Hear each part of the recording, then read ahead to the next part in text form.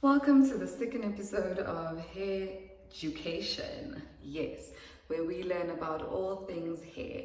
This episode is about whether to do the big chop or to transition. Basically, every natural hair journey starts right here.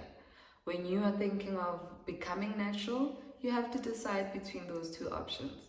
Will you do the big chop or will you transition?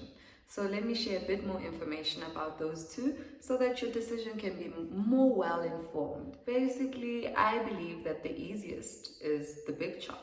However, there is no right and wrong. The decision solely depends on what you're more comfortable with. So if you're comfortable with cutting it all off, shaving your head, walking around with a bald head, kudos to you. That's what you go for. If you're more comfortable with letting it grow, you're not yet ready to let go of your hair, so you want to let the natural hair grow out and still keep your relaxed hair, that's also fine. However, both do have their pros and cons, so let's have a look at those. With the big chop, what's nice is that you just cut it off and you're already dealing with natural hair only. Okay, so what might be uncomfortable is getting used to walking around with a teeny weeny fro, which is what we call it when it's still tiny.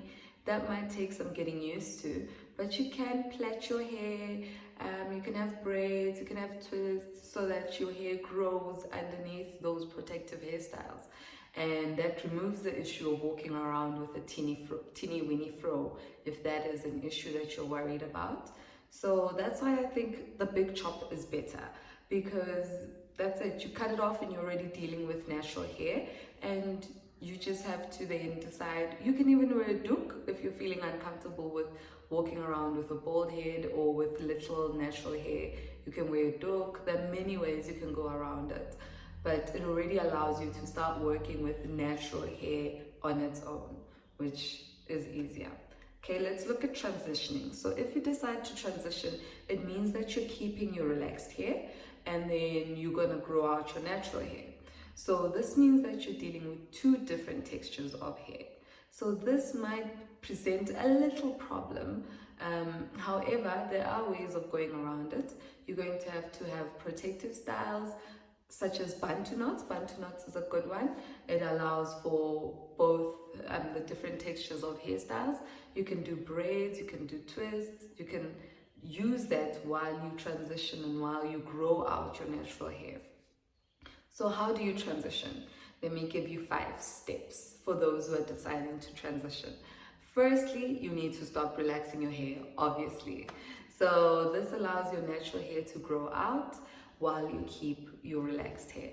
So not only do you need to stop relaxing, but any form of chemicals. So this goes for dyeing your hair, other forms of chemicals that you can put into your hair, that should stop, because you now want to start a natural hair journey.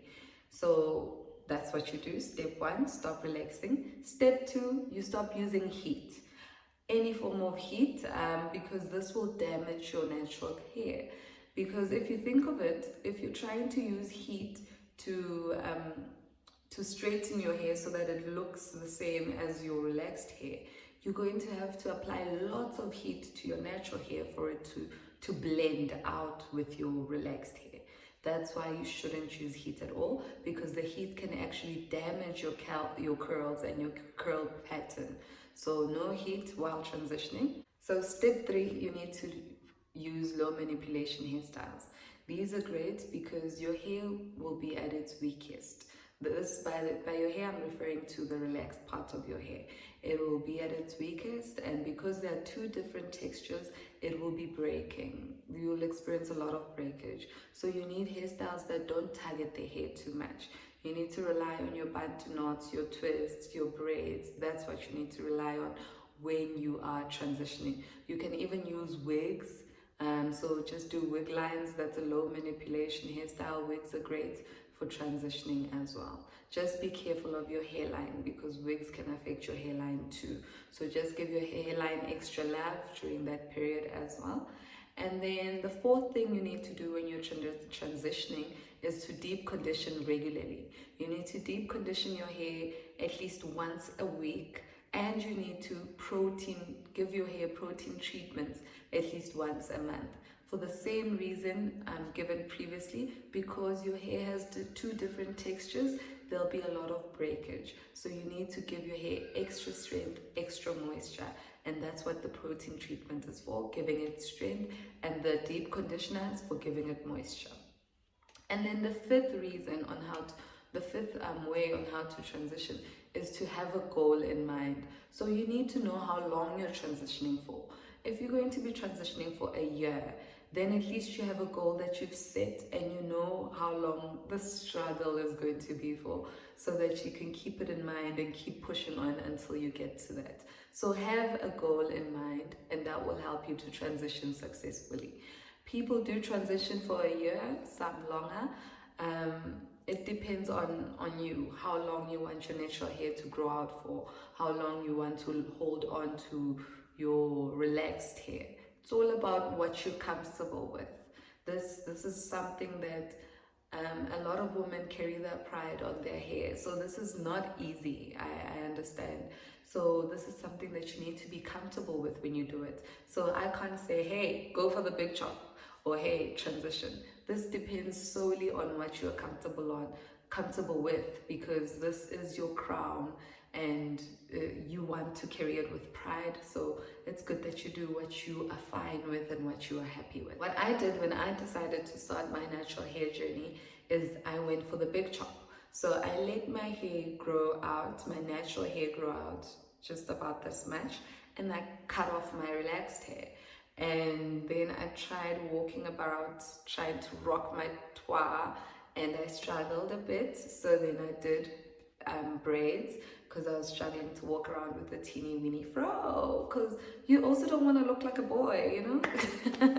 That's the big struggle. You don't want to look like a boy. But if you're comfortable with that, then amazing, go for it, you know. But yeah, I started off with the big chop, and I've had a seamless journey, because I feel like transitioning is harder. So thank you for watching this video. Please do share it with other people so that they can also benefit from the Hairducation.